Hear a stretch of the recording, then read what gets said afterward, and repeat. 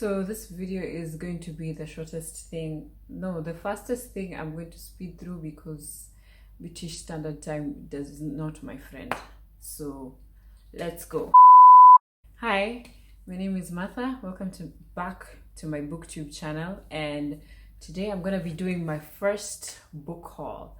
So I have taken so long to do this video because I ordered books and all of them were coming at different times and it was just a mess. So I just had to, wait until all of them came. So here we go.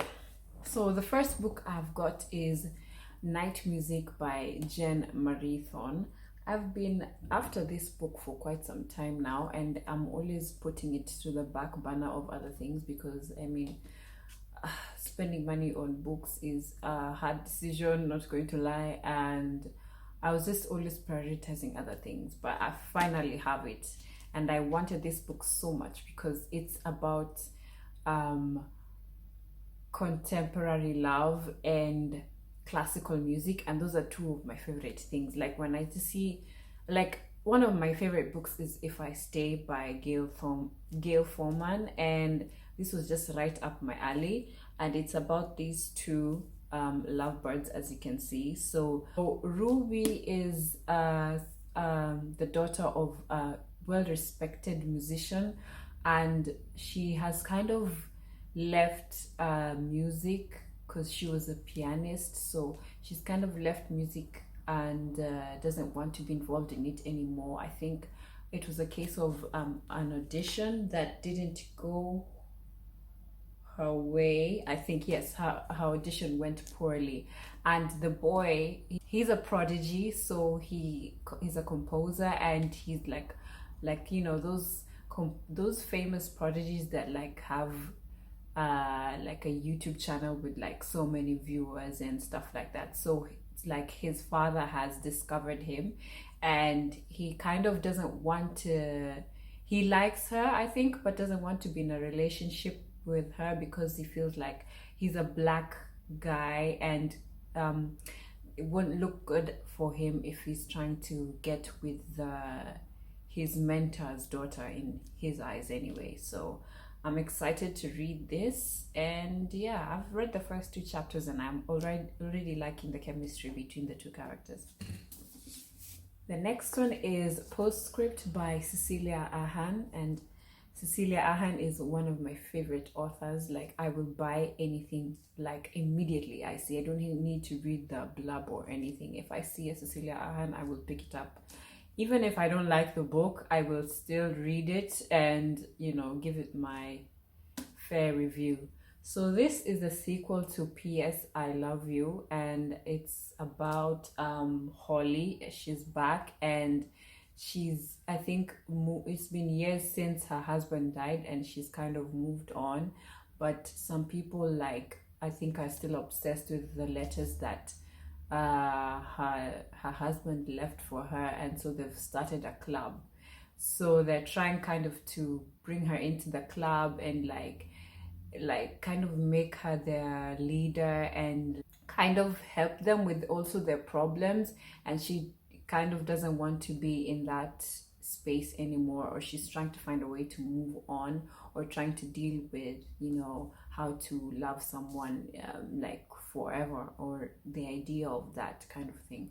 So I'm not sure if I read the first one. I think maybe it was I either read it or it was spoiled for me that I feel like I read it.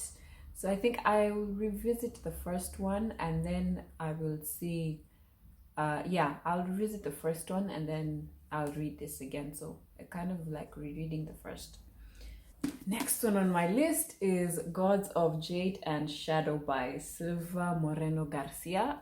So I think it's about a Cassiopeia, and it's set in the Jazz age. She comes across a mysterious chest in her grandfather's room, and when she opens it, she encounters a god who tells her to free him from his kind of, to free him.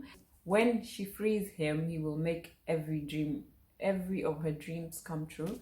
So I'm kind of excited to read this, and yeah, let's see how it's gonna go.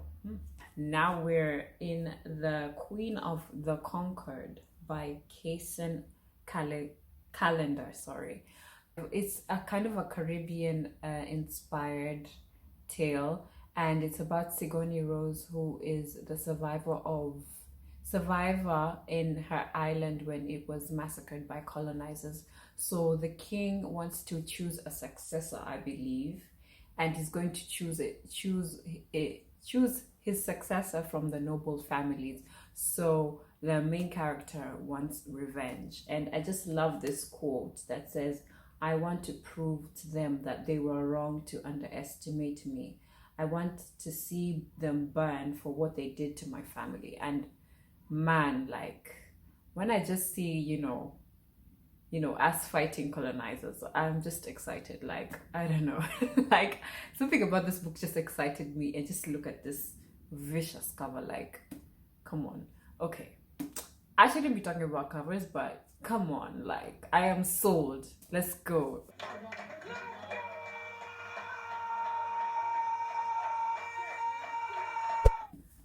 The next book I got is Daughters of Enry by Renike Amayo. She is a Nigerian British author.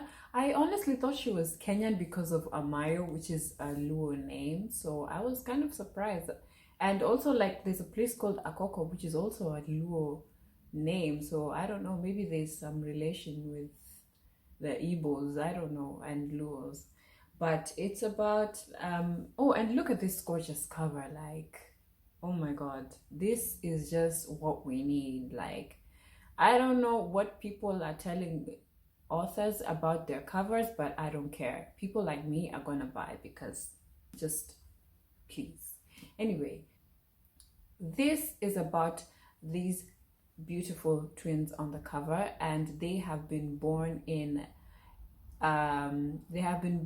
with magic in them, and they've been born with the magic of the gods, who were thought to have been killed by the king. Not the king, but I guess the maybe equivalent to the king, but I guess Eze means chief in Igbo. Correct me if I'm wrong, I don't know. But basically they have been born and they're not supposed, and basically they were separated at birth. So one, who is, I think this one son, Sinai, lives in the palace, and it's kind of a cold and political place, and you kind of have to play like the game to survive there. And Nala over here, she's grown up in a village, kind of wanting more out of her life than just, the typical, just, getting married to a man and like just playing mother and wife and, cooking for him and all that. So she wants more out of her life than just that. So they have grown up in this kind of way. And it comes a time when they're going to be tested tested in ways that will bring out this power that they have, that is not supposed to manifest, but like it sort of is now. And yeah, I'm really not spoiling anything because it's all in the back. So I've kind of started it already, and it starts out a bit slow, so I don't know, but I'm kind of also enjoying it. So I don't know, I'll stick with it. It's not that it's bad, but it's a bit like the pace needs to move, so we will get there eventually. The next one is Kingdom of Souls by Rena Barron, and I think this one is about a girl who is from a family of witch doctors, and she is kind of like the disappointment in the family, I believe, because she can't really practice magic, or her magic isn't manifesting as her mother would like, and she's kind of like disappointing the family. So I think she goes to see someone who will she goes to see someone who will be able to give her the ability to practice it. So you kind of have to trade your life trade years of your life in return for magic. So this is not, I think, according to the summary, it's not a good thing to do because it comes with high consequences. So I think she does it anyway because there's someone who is snatching children from their village. So I think that's the sort of summary of the book. I'm excited to read it. I heard that Michael B. Jordan has picked it up for, I think, either a film or a TV series. I am not sure, but that makes me more excited to read it. Last but not least is Children of Virtue and Vengeance by Tommy Adeyemi. I am telling you, I love this series so much. I loved Children of Blood and Bone so much, and if you want to see my review, I'll put it in the description box. Like I will shout about that book to the rooftops. Like I don't care about any criticism about that book. Like I love it to my bones. I like that book. I don't know, but it just felt something that I didn't know that I needed. And wow, like I've not felt that in a book for a while.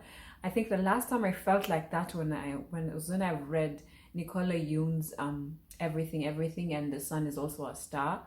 I don't know, but I've not read books that have really gotten me like to my core. And you can say anything you like about their book and anything about the hype and whatever, but I don't know, maybe the hype is well deserved because it just filled something that I didn't know that I needed. And so we just had to get the next one. I mean, look at this. Like I had to get it in, like I pre-ordered it and I got it like 2 days ago, and I had to get it. And I mean, what more can I say? I will just show you all the standing that I've been doing. Just look at this, look at the material, look at the gorgeous skin, the gorgeous hair, the gorgeous, I don't know if it's a kente or a kitenge or bruh, whatever Igbos are wearing, like, bruh, look at this color, look at the material. Look at the material. You should be going home You anyway. can be the judge of it. Oh my goodness. Are you seeing these pages? Yeah. Is this how the rich people like? Yes. Is this how the bourgeoisie feel like? You poors cannot relate with your paperbacks. And they said it was signed, but did I see? I had to see with my own eyes. Sis's handwriting. Are you mad? Oh goodness. Look at Sis is smiling at us there, yeah. Look at her. Done. She knows what she has done. Hey, like, nah, I'm getting very emotional and I don't know why. Like, I am finished. I'm about to drop out because I am done. I am finished. Call me in January, yeah, when I'm doing my papers, because right now I am not available. Yes, if you wanna see me, my phone is off because this is where I'm gonna be. Like, Jesus Lord. Like, what more can I say? Anyway, let's get to the summary.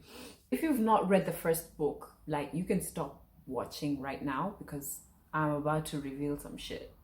So this is now following what happened in the last book, and now that they've brought magic back, now they need to reclaim the throne, and there's chaos because Zaylee brought the magic back, but like everyone got the magic, or not